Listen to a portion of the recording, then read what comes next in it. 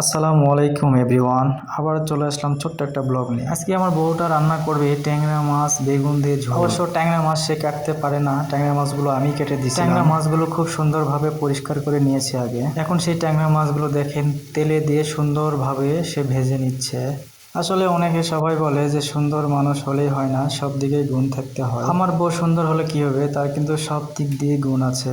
এই তো দেখতে দেখতে তার ট্যাংরা মাছগুলো দেখেন কি সুন্দরভাবে ভেজে নিয়েছে সে।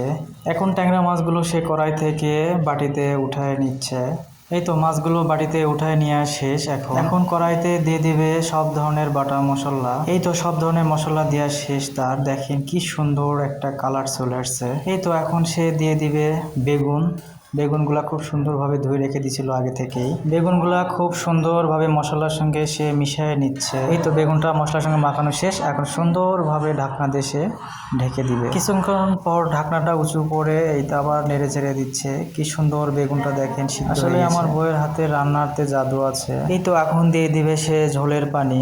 আসেন এদিকে আমার বউ রান্না করতে করতে আমরা কিছুক্ষণ একটু গল্প করি। আসলে মেয়ে মানুষ সংসারে না থাকলে ছেলে মানুষ কিন্তু অচল। মেয়েদের কিন্তু অনেকই দায়িত্ব থাকে, রান্না বাড়ি ঘর গোছানো সবকিছু দায়িত্ব। তো আপনাদের সঙ্গে গল্প করতে করতে দেখেন অলরেডি কিন্তু রান্না প্রায় শেষের দিকে চলে আসছে। কি সুন্দরভাবে টকবক করে ফুটতেছে।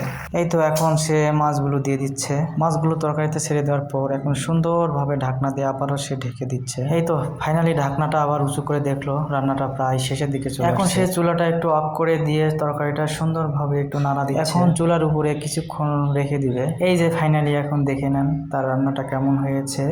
অবশ্যই কমেন্টে বলবেন। ভালো থাকবেন, সুস্থ থাকবেন। আল্লাহ হাফেজ।